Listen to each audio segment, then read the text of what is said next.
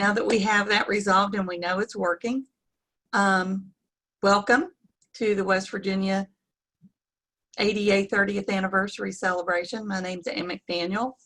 I'm the Executive Director of the West Virginia Statewide Independent Living Council. I want to do a little bit of housekeeping. You should be seeing on your screen housekeeping things, and that is there because if you need a sign language interpreter, we do have an interpreter and a cart captioner to make sure everyone has access to today's program.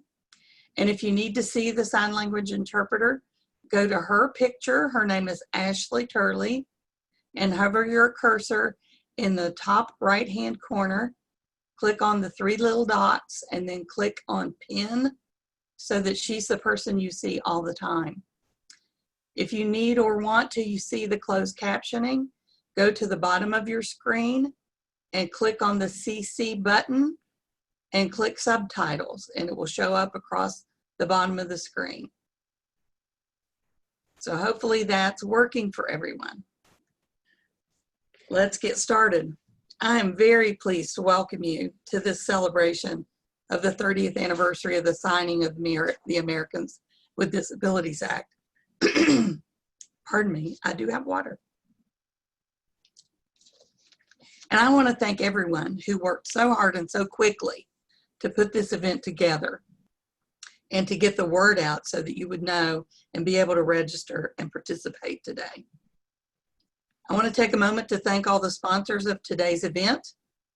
The West Virginia Independent Living Network, which includes the Statewide Independent Living Council, the Appalachian Center for Independent Living, Mountain State Centers for Independent Living, and Northern West Virginia Center for Independent Living, and our co-sponsors, the West Virginia Behavioral Health Planning Council, the Bureau of Senior Services, West Virginia Developmental Disabilities Council, Disability Rights of West Virginia, West Virginia Division of Rehabilitation Services, WVU Center for Excellence in Disabilities, and West Virginia Parent Training and Information. We really appreciate everybody's assistance in the planning, preparing of this event and getting the word out. When I think about the ADA and what it means for all of us, I can't help but think back to the beginning, to the National Council on Disability issuing their report, Toward Independence, outlining the need for the Americans with Disabilities Act, to Lex Freidan, Bobby Silverstein, Liz Savage, Pat Wright, and all the others who put words on paper that captured what needed to be in the ADA. I think about Justin Dart and Marilyn Golden and the hundreds of others who rallied the disability community across the nation to ensure that the civil rights of people with disabilities were recognized and protected in federal law. I think about all the grassroots organizing, Justin Dart's 50 states tour to promote the ADA, all the state organizers who got the word out and organized the efforts in each of their states, including Jan Lilly Stewart, who made sure West Virginia was fully engaged, that we knew what to do, and that we did it. Our champions in Congress, Senator Tom Harkin, Senator Bob Dole, Senator Ted Kennedy, Representative Tony Coelho, Representative Steny Hoyer, and of course, the joy of the passage of the ADA in the incredible signing ceremony on July 26, 1990, on the White House lawn that was in itself a huge celebration of the Independence Day for Americans with Disabilities. Our theme today is ADA, Past, Present, Future. I'm so very pleased to be here with you today and to have the honor of introducing our speakers who will follow our theme from the beginning through to the future. So we start with the past. Ann Weeks is President CEO of Mountain State Centers for Independent Living.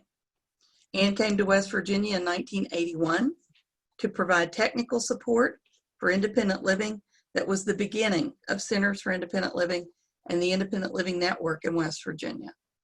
Ann has been involved since then and is starting her 40th year at Mountain State Centers for Independent Living. She was the first chairperson of the statewide Independent Living Council and has been a strong advocate for disability rights from the beginning.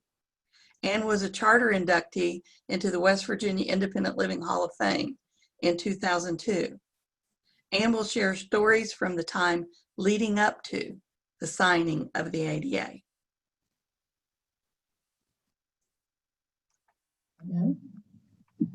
Hi, I'm Ann Weeks. I'm the president and CEO of Mountain State Centers for Independent Living. We have two offices, one in Huntington, West Virginia, and one in Beckley, West Virginia.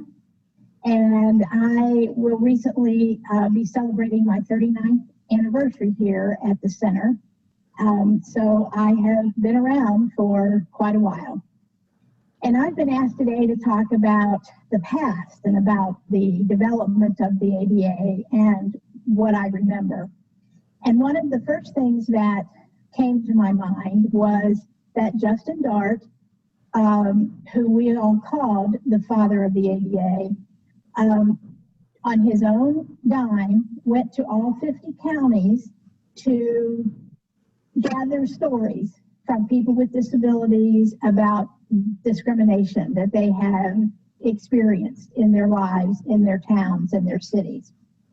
And a very good friend of mine, Jan Lily Stewart, was the moderator for West Virginia.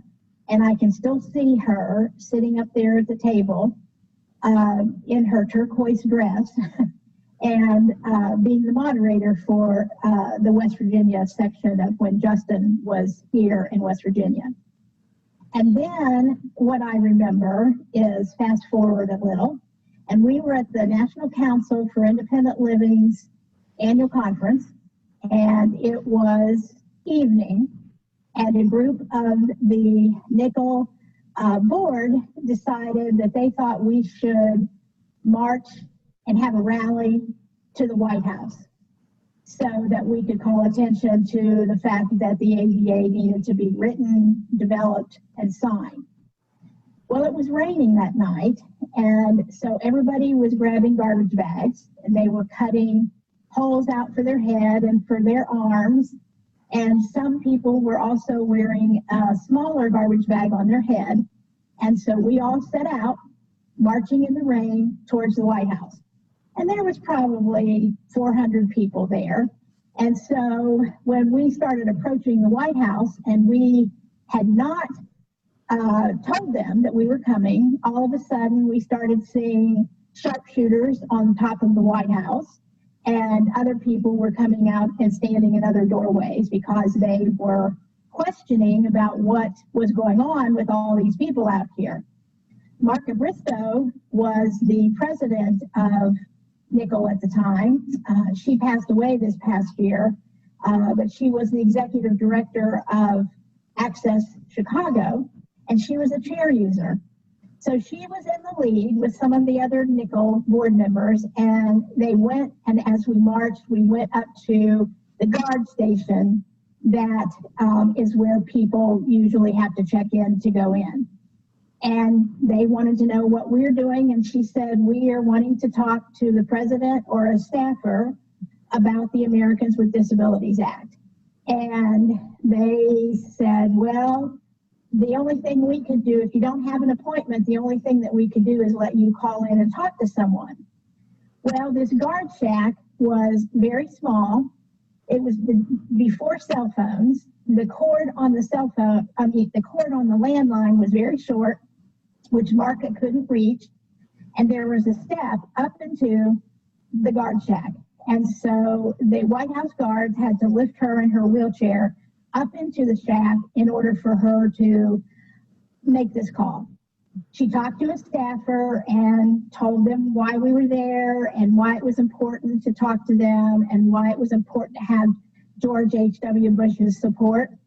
And so they agreed to meet with some of the Nickel board. And so the next day, they all met with staffers, a group of staffers at the White House, to start the dialogue then with getting the support from George H.W. Bush, who was very supportive during the whole process to this. And we talked about it later, how that the episode of the guards having to put lift Marka up into the guard shack was a classic example of the inaccessibility of the United States. And so we were going to use that as we went forward to ensure that the ADA was passed, which it took a while and took a lot of negotiating and fighting and back and forth and stuff, but it was eventually passed. And George H.W. Bush signed it into law on July 26, 1990. And so we are here celebrating the 30th anniversary. And thank you for asking me to participate.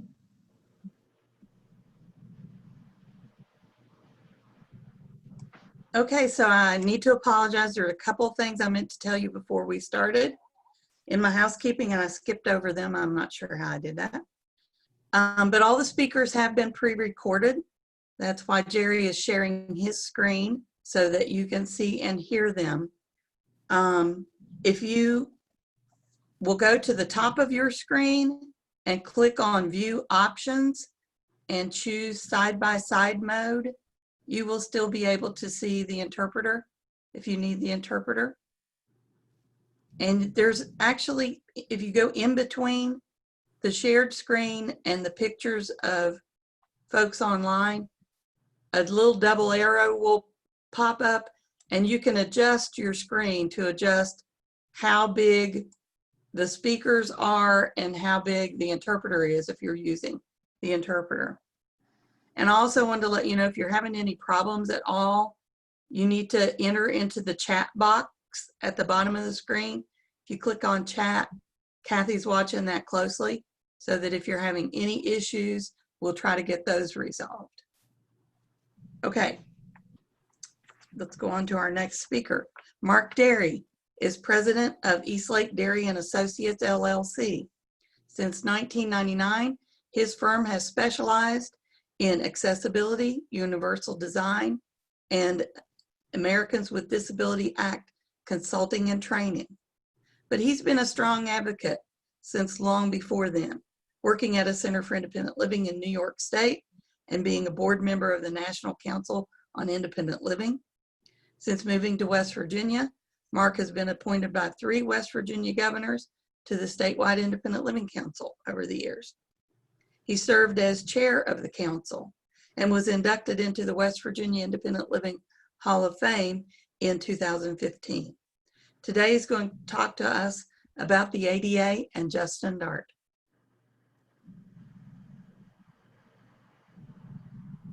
Jerry, okay. I'm Mark Derry. Today I'm coming to you as Justin Dart on the 30th anniversary of the ADA. Happy anniversary, everyone, for our anniversary of our civil rights law. The words I'm about to read you come directly from Justin 20 years ago, and I think they apply just as much today as they did 20 years ago. They're from his writings on individualized empowerment, a practical plan to make the American dream live in every life. Americans are instinctively concerned about a politics of status quo and retreat. They seek a positive vision for the 21st century, a forward vision that includes all unconditionally, that loves them for their distinctive humanity rather than their TV bodies and personalities and their ad agency lifestyles. We have that vision, the individualized empowerment of all, a society based on the value that every human life is equally sacred and equally worthy of optimal personalized empowerment to achieve his or her best possible quality of life. An America for all, a world for all. You have the power. You can make the dream live. The legitimacy of our goal is self-evident, but can we overcome the psychology and the politics of retreat? Can we overcome forces that invest billions in the maintenance of traditional stereotypes? Not quickly, not easily, but we can win. We have the ultimate powers: people, truth, love. We have you. We have each other. Colleagues, you have the power and therefore the responsibility to defend democracy and to create a society of individualized empowerment for all. Because you are the society. Society is not a magical super god that can give or withhold quality of life. Society is nothing more than what you do and think every day. When you speak, the society speaks. When you change, the society changes. When you expose, turn off the ads, and boycott the interests that support the far right, they are weakened instantly. When enough people do it, their power is gone. They have little money except what we give them. But the empowerment society will not occur through advocacy as usual. It is not enough to meet the president or the mayor. We must vote, all of us. We must not only vote and petition government, we must become government through official positions and through 365-day-a-year citizen advocacy.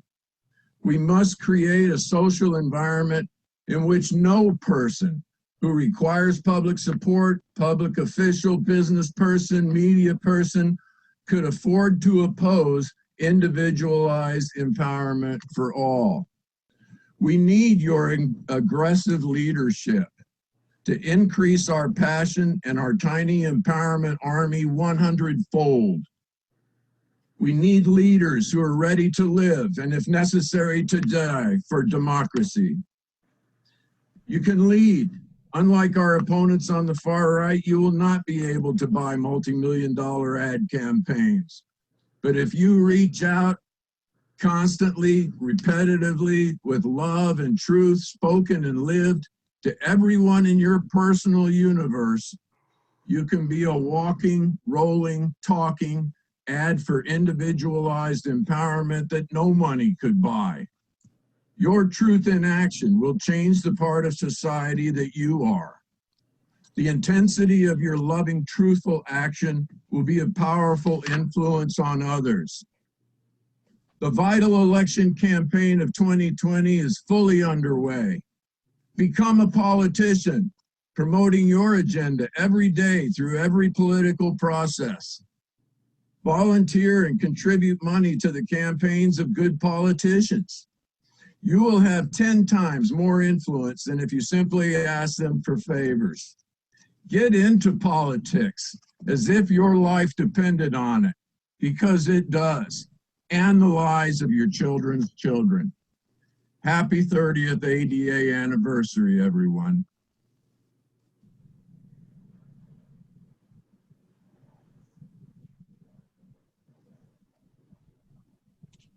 Thank you, Mark. Justin Dart always made me cry, and Mark got really close to that. Justin was one of our biggest champions, and I always felt the love when I was in his presence. Okay, our next speaker is Larry Paxton. Larry is the Executive Director of the Appalachian Center for Independent Living. He has been involved in the disability movement for more than 35 years and was inducted into the West Virginia Independent Living Hall of Fame in 2010. Larry's going to tell us a story about a successful advocacy effort he initiated right after the signing of the ADA. He isn't able to be with us in person today or by video, so I'm going to read his remarks. This is Larry Paxton. One of my favorite memories is from shortly after the ADA was signed. Pardon me. I received a letter from Justin Dart inviting me to go to Dallas to accept the ADA Patriot Award. Being afraid to fly, I drove to Dallas, and he presented me with the award. After trying to educate small businesses about the new ADA requirements, it seemed none of them was removing barriers. Rather than dealing with each one individually, I tried to think of something that they all had in common. About 2 a.m. one night, it finally dawned on me. They all sold lottery tickets. The next day, I went to the Lottery Commission and asked them to require businesses to be ADA compliant and to ensure they were ADA compliant each year when they renewed their license to sell lottery tickets and scratch-offs. I assured them it could work like the DMV that requires proof of insurance before they will renew licenses. They argued it was the business's responsibility. I told them they were covered under Title II of the ADA and that they could not contract away their responsibility to be accessible. I followed up with 2 unanswered letters and finally filed a lawsuit. After several hearings and postponements, it went all the way to the Supreme Court. Big oil companies were there reading their amicus briefs against it, and Mary Kay Buckmelter with the Attorney General's office really wrote one in my favor. Key I hear, because some people do it with like 151 rum and it doesn't I'm getting background. well, so Kathy, is somebody unmuted? Would you check, please? Okay, it went all the way to the West Virginia Supreme Court. Big oil companies were there reading their amicus briefs against it, and Mary Kay Buckmelter of the Attorney General's office wrote one in my favor. Judge Paul Zakabi read from Mrs. Buckmelter's brief and ruled in my favor immediately. This ruling affected about 1,800 gas stations and small businesses. I realized then that the ADA gave advocates the authority we needed to make real changes in the lives of people with disabilities. Thank you, Larry, for those comments. We're moving now into the present. Our next few speakers will be speaking from that perspective. Paul Smith is the director of the Fair Shake Network. One day about 12 years ago, Paul was looking for a job. He saw there was a job available at the Fair Shake Network that sounded good. He wasn't familiar with Fair Shake at the time and didn't realize how this decision was going to change his life. Listen to Paul tell us about his time with the Fair Shake as he talks to us about the ADA in the present.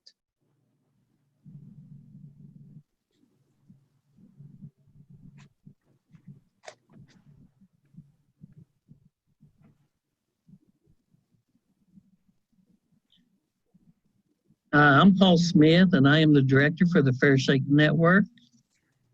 Before coming to the Fair Shake Network, I was unaware of the rights that I had under the ADA. But after being with the Fair Shake Network, I learned that I had rights.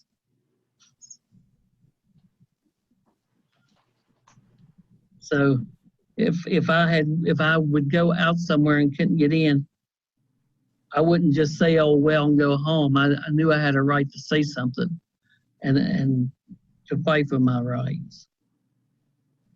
The mission of the Fair Shake Network is to educate policymakers and the public on issues that affect people with disabilities. We've always been a strong defender of the ADA. The ADA is what gives people with disabilities their rights, and we must always be ready to fight for them. Moving forward, there are some things that we need to take heed of. We must press for the enforcement of the ADA. Our rights mean nothing if those in charge do not enforce the laws given to us. Knowledge. We must continue to educate people of their rights so they can exercise them. We must be diligent in protecting our rights to make sure that they are not defunded or legislated away. And lastly, we need to instill the passion that people that fought for those rights had and give those to the new generation that grew up with these rights so that they will continue to work to keep them. Thank you all for having me. Thank you, Paul. Our next speaker is Michelle Norwick. Michelle is a former member of the Silk and the mother of a teenager with a disability. Michelle is a parent of 3 children. Her middle child, Christopher, has Down syndrome. They live in Cabell County, where Christopher attends Cabell Middle High School. Michelle has been an advocate for her son since he was a baby and continues advocating today for him around the issues of inclusion at his high school. Until her term recently ended, she was chair of the Silk Advocacy Committee and helped form and lead the Education Task Force to author a report with recommendations to improve education for all children with disabilities.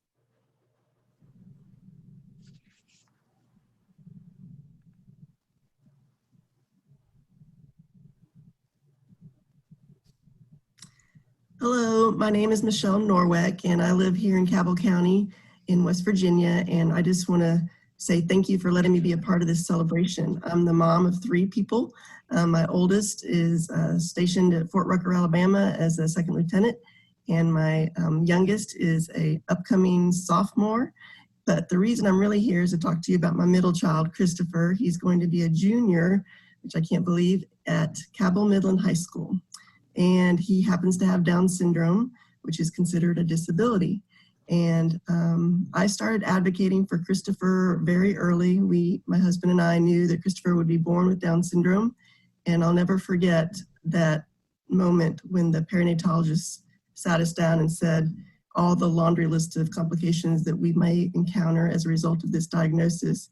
And one of the things that he said at that time was that, you know, Christopher's not going to be a rocket scientist, alluding to the fact that his cognitive disabilities would be significant. And I looked at my husband, who is a nuclear medicine physicist, and said to that physician, you know, this guy over here is a nuclear scientist, so there's always that potential. And I knew at that point forward that I had to be a strong advocate for my son, and certainly have tried to fulfill that goal. And with the support of the Fair Shake Network and the West Virginia Statewide Independent Living Council and the Mountain State Centers for Independent Living and many, many other local and national organizations, I feel like I have been empowered to do what I need to do to advocate for my son. And certainly the Americans with Disability Act has been my guiding post to look for and to search out information to share with others about why Christopher needs to be treated just like anybody else, and to have high expectations for him. So all through elementary and middle school, things went very swimmingly as far as his inclusion. And as he's gotten older, I have noticed that in high school, at least where we're at here in West Virginia, there has been a bit of discrimination. And my daughter, who's only a year younger than him, has been presented with so many more opportunities and has had so much higher expectations from her teachers than I feel like Christopher has had. And that just really is not a good situation to be in, because everybody, regardless of disability, needs to be treated the same and given the same opportunities so that they can continue to grow and be independent. And certainly for Christopher, the goal for him would be to complete high school, possibly have a post-secondary education in a program specifically designed for people with intellectual disabilities, and then to live independently. And I will work hard day and night to ensure that he meets those goals. But I know that a lot of people struggle with making sure that their loved one with a disability has every opportunity. So it's just important to know that as parents, we have got to continue to fight the good fight and make sure that we educate others about the ADA and things like the IDEA. So Christopher, who has an individualized education plan, will continue to grow and learn just as well as anybody without a disability. So I just really am so proud of the ADA and all my fellow advocates who work hard to protect all the regulations around that and to make people aware of when they violate the ADA. I think we as advocates need to continue to really make known why it's important to follow the ADA and to continue to advocate on behalf of people with disabilities, whether it's your own child or not. We are a collective group and we are strong, we vote, and we matter. So on this 30th anniversary, I just want to say happy anniversary, and I'm so privileged to be a part of this community. And Christopher is a blessing to us as a family, and I believe he is a blessing to this world. And I will shout that as loud as I need to, as long as I need to. And I think it's just so much easier to do that. So thank you for being fellow advocates, and thank you for this celebration today. It's happy anniversary. Thank you so much, Michelle. Our next speaker is Willis McCullum. Willis is the Executive Director of the Northern West Virginia Center for Independent Living. He's the newest Center for Independent Living Director in West Virginia and is with us today with his wife and son from Santa Monica, California. Willis lost his right hand at 26 years old jumping off a bridge, and he's been jumping ever since. Willis is going to talk to us about Title I of the ADA.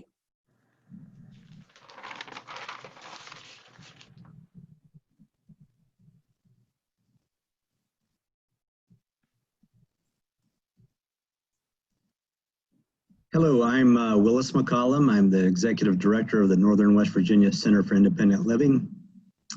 I'm here to help celebrate the 30th anniversary of the Americans with Disabilities Act. I was not quite 20 years old when the law passed. At age 26, almost 27, I lost my right hand in an accident. At the time, I was fortunate in that the job I did, the skills and experience I had, I was able to get right back to work. I was back at my desk within a couple weeks, and I didn't need really any special accommodation at the time. Although that was probably available to me, I just dove right back in. But later in my professional life, I came to learn more about the ADA, learn more about folks that have disabilities, whether it be someone like me with some type of physical impairment or someone with a more hidden disability that's not as visible. You know, sometimes they're ready to work and they're capable of work, but they need an accommodation. Title I of the ADA allows that. It insists employers allow someone a reasonable accommodation to be able to work, to perform the essential functions of the job. Doesn't make the person any less qualified. It doesn't make the person any less capable of doing the job, but it allows them to go to work. And I think that's important in these times when we have a, shall we say, a dearth of qualified workforce out there. There's plenty of people that have a disability that can work and want to work. And I think that's an important aspect to independence and, and self-sufficiency, to be able to earn a paycheck. I had a young man once when I was teaching at the prison. He couldn't understand why I didn't, quote unquote, get a check. And I said, well, I do get a check. It's called a paycheck. And it's a lot more than what the Social Security Administration would give me. Because I have skills, I have abilities, and I can work. He couldn't get that quite through his head. He was quite astonished by it. He thought, you had this horrible thing happen to you, you should just get a free check. And sometimes that's necessary to support people and, as part of our system of social supports. But a lot of those folks, they want to work. They want to make more than what the check will allow. And I think that's the important aspect of the ADA that's often lost. When people hear about the ADA, they often think about the more technical aspects that involve accessibility, and that's all crucial and a very critical aspect of the law, but let's not forget the employment aspects of it. So I thank you for listening to my story, and everybody enjoy the 30th anniversary of the Americans with Disabilities Act. Thank you, Willis. It's really great that he was willing to take time from his vacation to share his comments on the ADA with us. Our next speaker is James Qualls. James has been a consumer and then board member of Mountain State Centers for Independent Living since 1995. James is always ready to tell you the top 10 reasons why we are advocating for people with disabilities in West Virginia. Today, he's going to share his top 3.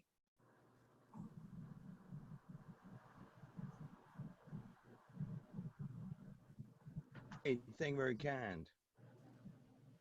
Hello, I'm Thank you, James Jan. Hall. I'm from Huntington, West Virginia. James, what Yeah. does the ADA mean to you? Well, it's simple. It means we've been advocating over Americans with Disabilities Act. And we are one of over 500 million right now as we speak. And we need to keep on advocating over the Americans with Disabilities Act. Because think about this, Kelly. If it wasn't the signage of the Americans with Disabilities Act back in 1990 by George Bush Sr., not to be confused with George W. Bush Jr., heck, we'd be twiddling our fingers, seeing our tails, and we'd be having a pity party. And that's not acceptable. The key thing to remember is we have to appreciate what we're doing right now. Except that we need to keep on advocating for disability rights. James, when you speak of advocacy, how are you your own advocate? Well, see, let me explain the reason why. We need to keep on advocating, not only for myself, but we need to keep advocating everybody, not only for myself, but for everybody. And the reason why is because we cannot be reborn again. We only live once. And the reason why, because we need to keep it going so then we can make not only Ron Yost very happy, we also want to make Justin Dart very happy, but also Ed Roberts very happy. That is very crucial right there. So and who is Ed Roberts? The pioneer who came up with the words civil rights are disabilities. And Justin Dart? Pioneer and advocating disability rights. So what do you do right now as an advocate? What organizations do you help advocate for? I used to advocate for the West Virginia Silk. Now I'm advocating for the Fair Shake Network as well as People First. But occasionally, who knows what's going to happen in the future. But for right now, People First West Virginia as well as Fair Shake Network, as well as the board member of the Mountain State back in Huntington as well. So that's a key thing. So that's what I'm up to right now. So, in a nutshell, tell us how the ADA has helped you as a person with a disability. It helped me plenty. It really helped me plenty, especially on crucial issues that involving one, how can we keep on advocating on disability rights, as well as how can we try and protect the Medicare, Medicaid system, among others. That's the key thing we gotta remember. We have got to protect the ADA. Protect the ADA. Okay, James. So when you are wanting to protect the ADA, are you benefited by, accessible transportation and housing? Exactly. Think about this. It is important transportation-wise, right?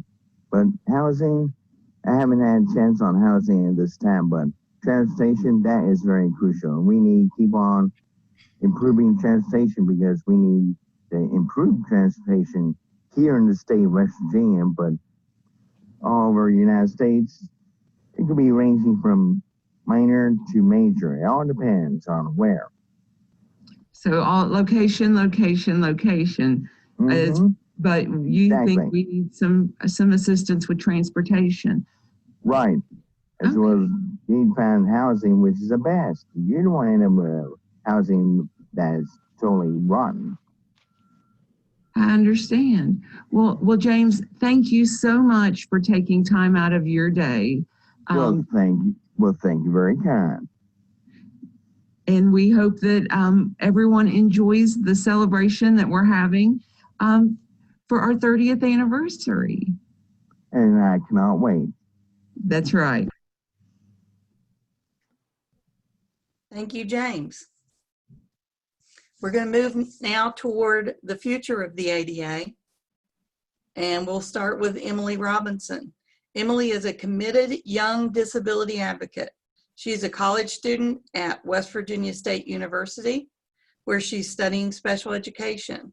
You may have seen Emily express her passion in one of the many boards she serves on, including as chair of the Nickel Youth Caucus, the vice chair for National Youth as Self-Advocates, and our own West Virginia Statewide Independent Living Council, just to name a few. Emily will be talking to us about her ideas for the future of the ADA.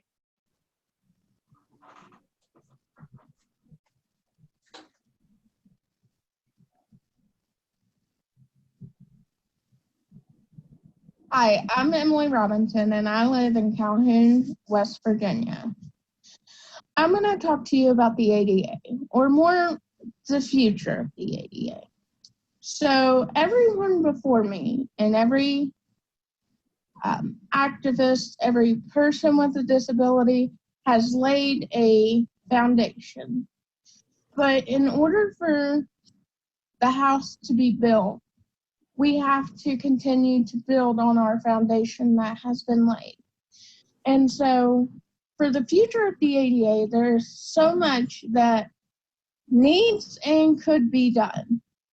I see myself as a future of the ADA in continuing to give rights to people and fighting for rights of people, because our rights change, our lives change. In the 1990s, there was discrimination, but the discrimination still exists, but there's newer things that haven't been talked about in the past that are being talked about now. And it all affects somebody with a disability. There's the LGBTQIA community that there's people with disabilities in that community.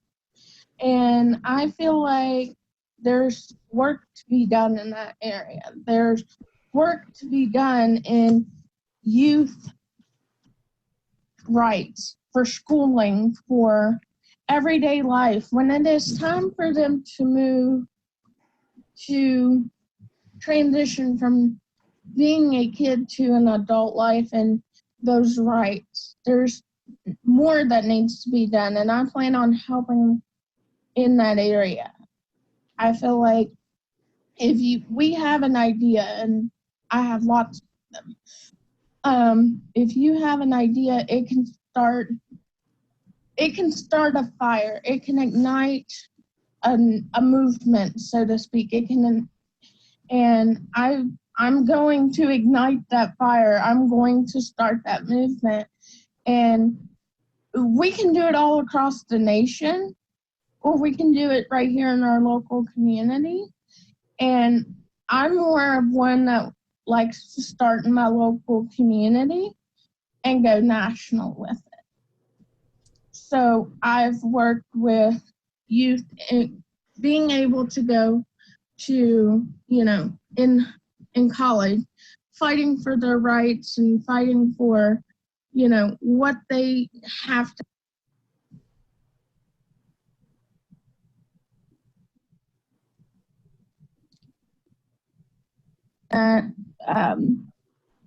struggle, because I've just went through it myself, and it always changes, and nobody's the same, so everybody has a different struggle, and we have to listen to that. And when the ADA was done in 1990, no one could possibly imagine everything that we would be fighting for today. And we have to continue to fight the good fight.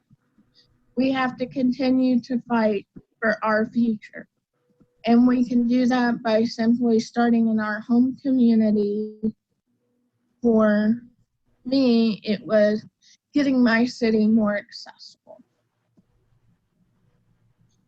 I couldn't access my city hall without struggling.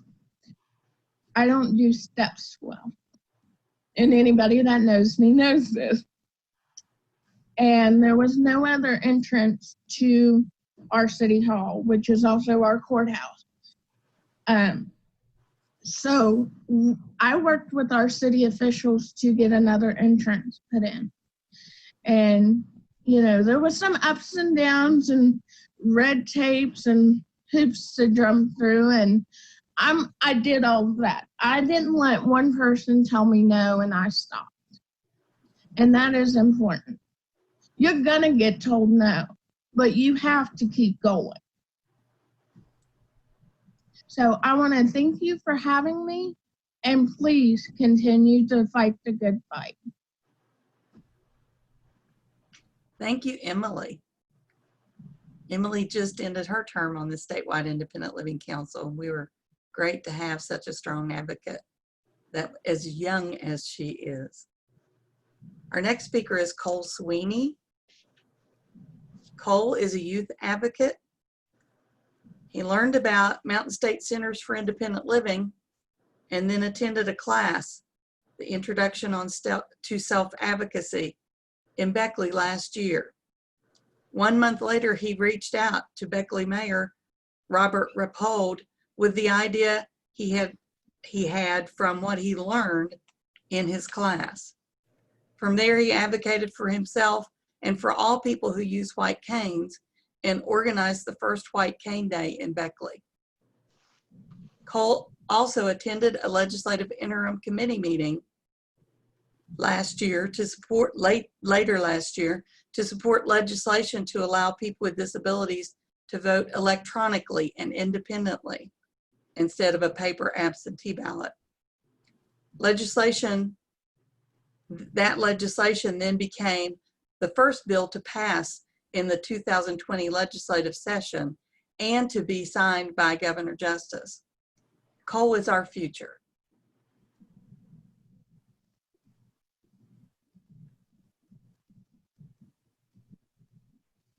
Hello, my name is Cole Sweeney. I'm from Beckley, West Virginia, and I am visually impaired.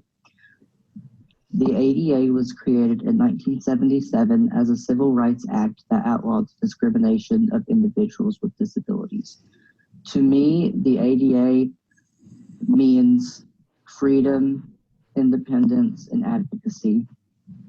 In October of 2019, I decided to host a white cane awareness and safety event for those who are visually impaired or blind.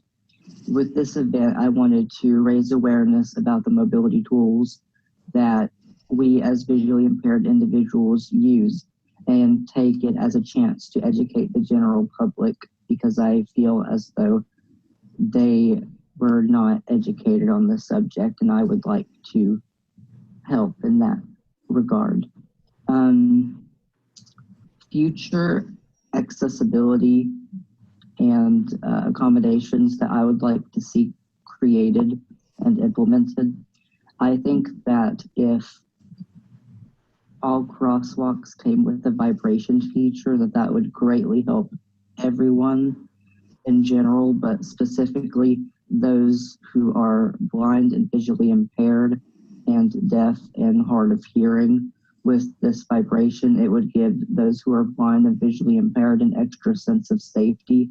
And also for those who are deaf or hard of hearing, it will allow them to feel the vibration and let them know that it's safe to cross. Another accommodation that I would like implemented for all electronic devices would be some sort of voiceover feature that could perhaps allow you to navigate through the setup until you're able to permanently turn on that feature. And another thing that I would like to see would be some sort of QR code or something of that nature on all written directions with items that you purchase from, say, Amazon or Walmart, so that you are able to pull up the directions and enlarge them so that you can read them, because the print is just too small for myself, and I know that a lot of people struggle with that as well. I would just like to thank you guys very much for inviting me to be a part of the celebration. Also, check out my White Cane Safety and Awareness event. It's on October 15th of this year, so tune in to the Zoom. Thank you, Cole. Cole was certainly more than willing to go to that legislative interim session, and I know his presence there had an impact on what the legislators in the room thought about that electronic voting bill. So I really appreciate him being willing to do that. We've certainly had some, we've certainly had some terrific speakers today.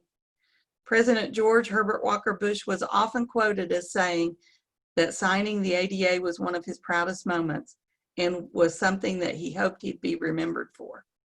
We would like now to share some of the remarks made by President Bush at the ADA signing ceremony on July 26, 1990. Their caring and expertise to this fight, and then the organizations. So many dedicated organizations for people with disabilities who gave their time and their strength. And perhaps most of all, everyone out there and others across the breadth of this nation are 43 million Americans with disabilities. You have made this happen. All of you have made this happen.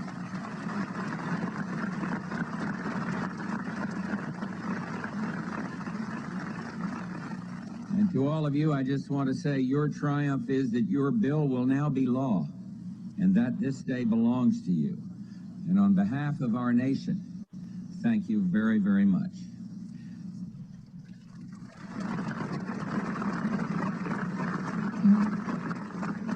Three weeks ago, we celebrated our nation's Independence Day, and today we're here to rejoice in and celebrate another Independence Day, one that is long overdue.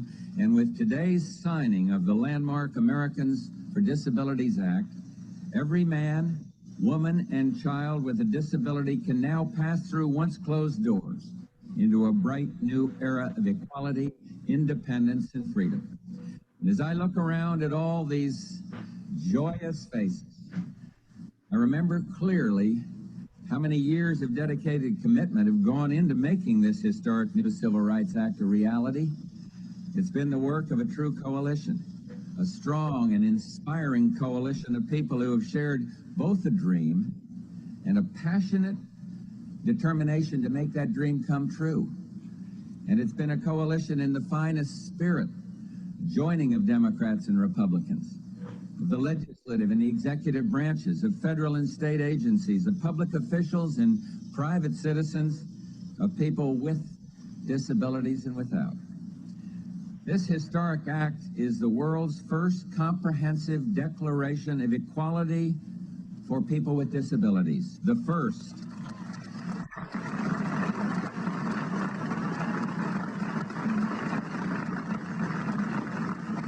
And its passage has made the United States the international leader on this human rights issue. And already, leaders of several other countries, including Sweden, Japan, the Soviet Union, and all 12 members of the EEC have announced that they hope to enact now similar legislation.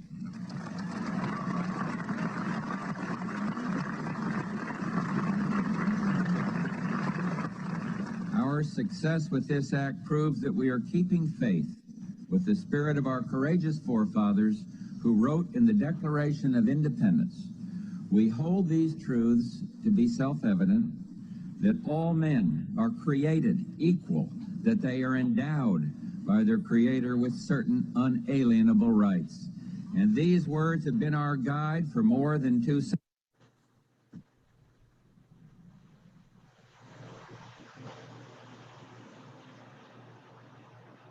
centuries as we've labored to form our more perfect union. But tragically, for too many Americans, the blessings of liberty have been limited or even denied. And the Civil Rights Act of '64 took a bold step towards righting that wrong, but the stark fact remained that people with disabilities were still victims of segregation and discrimination, and this was intolerable. And today's legislation brings us closer to that day when no Americans will ever again be deprived of their basic guarantee of life, liberty, and the pursuit of happiness.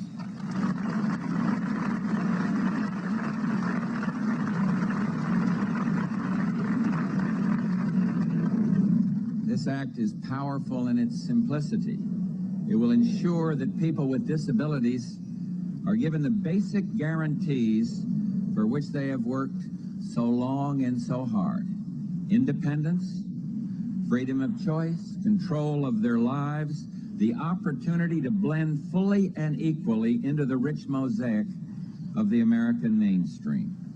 And legally, it will provide our disabled community with a powerful expansion of protections and then basic civil rights.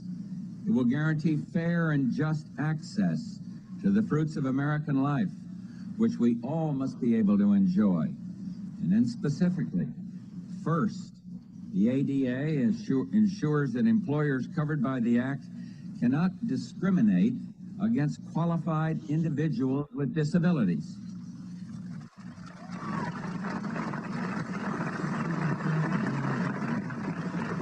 Second, the ADA ensures access to public accommodations such as restaurants, hotels, shopping centers, and offices. And third, the ADA ensures expanded access to transportation services.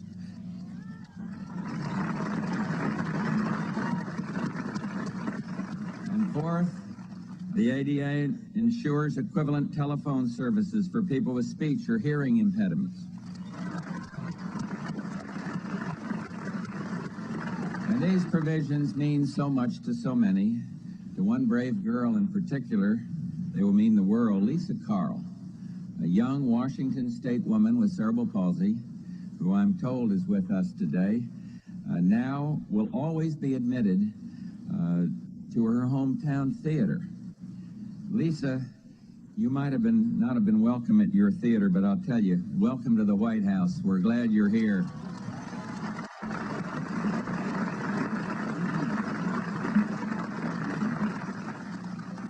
The ADA is a dramatic renewal, not only for those with disabilities, but for all of us, because along with the precious privilege of being an American comes a sacred duty to ensure that every other American's rights are also guaranteed.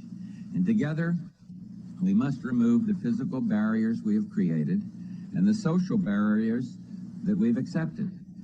For ours will never be a truly prosperous nation until all within it prosper. And for inspiration, we need look no further than our own neighbors. With us in that wonderful crowd out there are people representing 18 of the daily points of light that I've named for their extraordinary involvement with the disabled community. We applaud you and your shining example, and thank you for your leadership for all that are here today.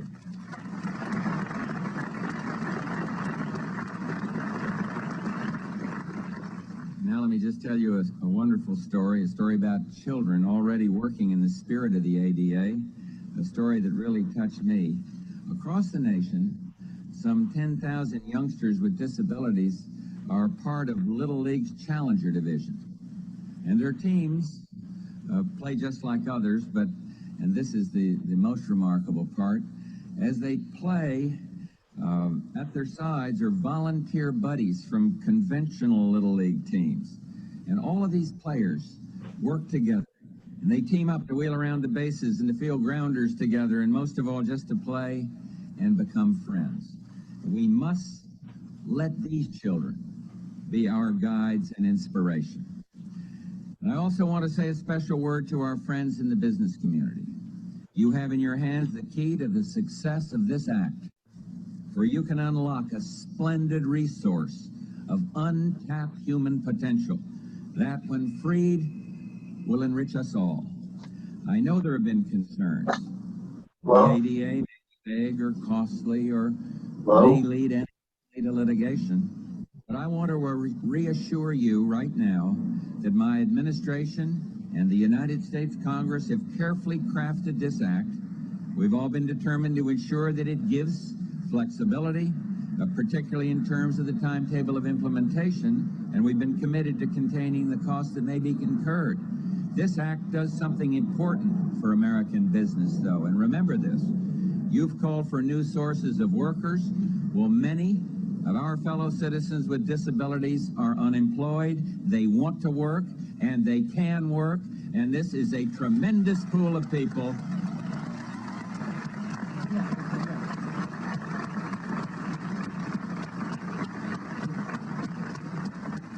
And remember, this is a tremendous pool of people who will bring to jobs diversity, loyalty, proven low turnover rate, and only one request, the chance to prove themselves. And when you add together federal, state, local, and private funds, it costs almost $200 billion annually to support Americans with disabilities, in effect, to keep them dependent. Well, when given the opportunity to be independent, they will move proudly into the economic mainstream of American life, and that's what this legislation is all about.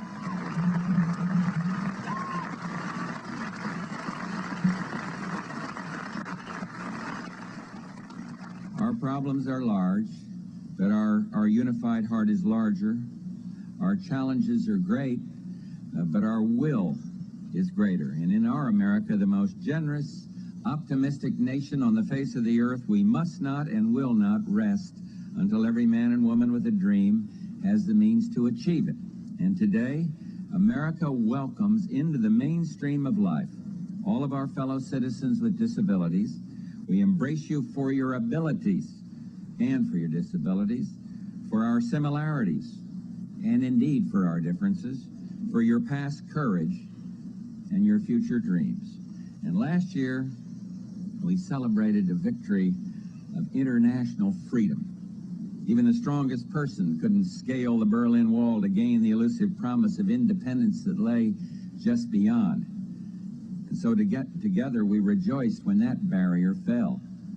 And now I sign legislation which takes a sledgehammer to another wall, one which has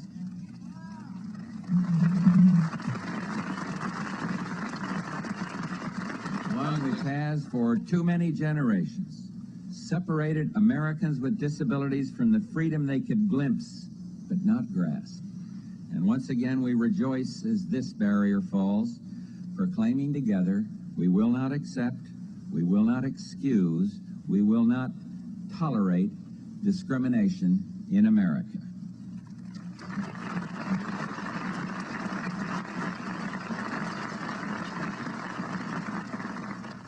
And with again great thanks to the members of the United States Senate, leaders of whom are here today, and those who worked so tirelessly for this legislation on both sides of the aisle, and to those members of the House of Representatives with us here today, Democrats and Republicans as well, I salute you.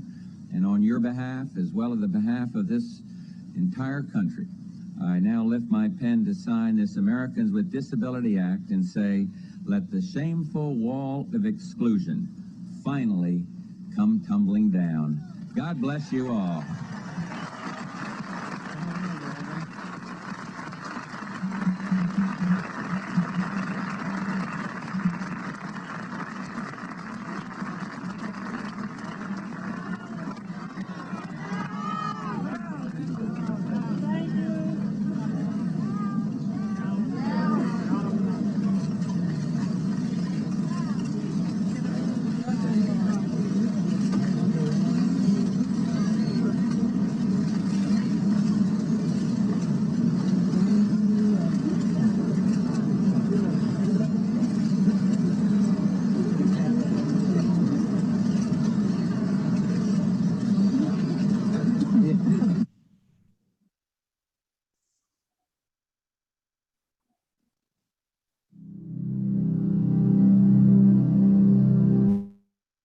Thank you so much, Jerry, for pulling that video down for us.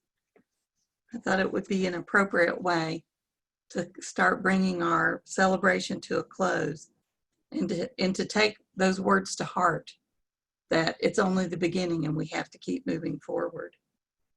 As we bring this celebration to a close, I want to again thank all of our speakers: Ann Weeks, Mark Derry, Larry Paxton, Paul Smith, Michelle Norwick, Willis McCullum, James Qualls, Emily Robinson, Cole Sweeney, and of course, President Bush.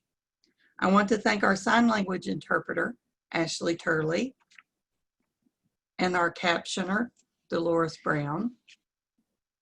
Thank you to everyone who worked on putting this event together, who helped to get the word out, and to all of our sponsors, the West Virginia Independent Living Network, including the Statewide Independent Living Council, Appalachian Center for Independent Living, Mountain State Centers for Independent Living, Northern West Virginia Center for Independent Living, the Bureau for Behavioral Health, the Behavioral Health Planning Council, the Bureau of Senior Services, the Developmental Disabilities Council, Disability Rights of West Virginia, WVU Center for Excellence in Disabilities, and West Virginia Parent Training and Information. And as a special thank you to all of you, the West Virginia Bureau of Senior Services has provided t-shirts to commemorate today's celebration. Commissioner Robert Roswell generously offered to provide the t-shirts, and we're working with him to make them available to all of you. They're done. He's got them, and we're working on how we're going to get them out.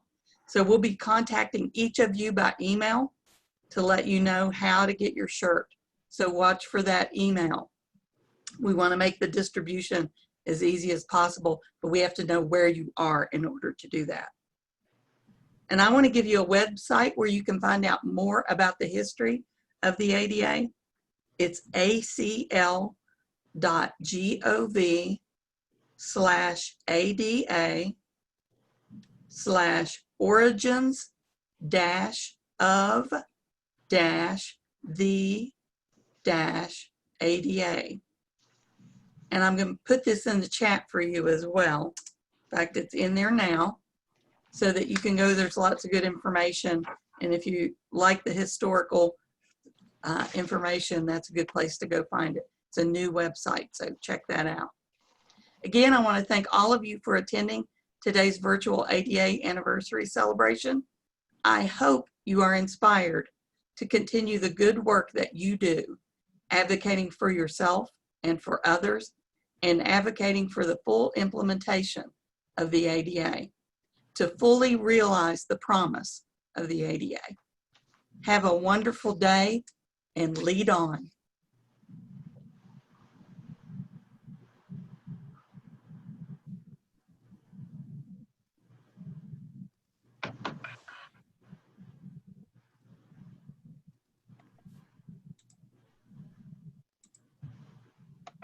Ready to close? And ready to close?